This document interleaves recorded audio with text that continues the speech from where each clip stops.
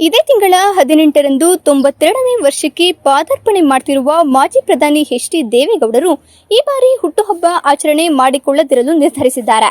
ಈ ಕುರಿತು ಮಾಧ್ಯಮ ಪ್ರಕಟಣೆ ನೀಡಿರುವ ಅವರು, ಇದೇ ತಿಂಗಳ 18ರಂದು ನಾನು 92ನೇ ವರ್ಷಕ್ಕೆ ಪಾದಾರ್ಪಣೆ ಮಾಡ್ತಿದ್ದು, ಈ ಬಾರಿಯ ಜನ್ಮದಿನ ಆಚರಣೆ ಮಾಡಿಕೊಳ್ಳದಿರಲು ನಿರ್ಧರಿಸಿದ್ದೇನೆ. ಹೀಗಾಗಿ ಅಭಿಮಾನಿಗಳು ಹಾಗೂ ಜಾತ್ಯತೀತ ಜನತಾ ದಳದ ಕಾರ್ಯಕರ್ತರು ಇದ್ದಲಿನಿಂದಲೇ ಹಾರೈಸಬೇಕಾಗಿ ಮನವಿ ಮಾಡ್ತೇನೆ ಎಂದು ತಿಳಿಸಿದ್ದಾರೆ.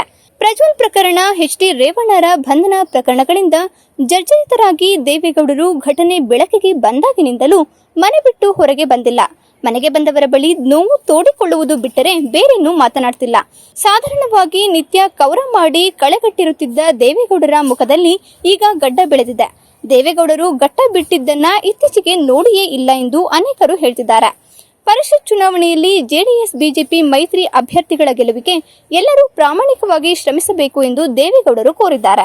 ಸ್ಥಳೀಯ ಹಾಗೂ ನಿಖರ ಸುದ್ದಿಗಾಗಿ ಸಬ್ಸ್ಕ್ರೈಬ್ ಆಗಿ ಬೇಮಾ ವಿಜಯ ಡಿಜಿಟಲ್ ಯೂಟ್ಯೂಬ್ ಚಾನೆಲ್ ಹಾಗೂ ಪಕ್ಕದಲ್ಲಿ ಕಾಣುವ ಬೆಲ್ ಐಕಾನ್ ಕ್ಲಿಕ್ ಮಾಡಿ ಕ್ಷಣ ಕ್ಷಣದ ಅಪ್ಡೇಟ್ಗಳನ್ನು ಪಡೆದುಕೊಳ್ಳಿ.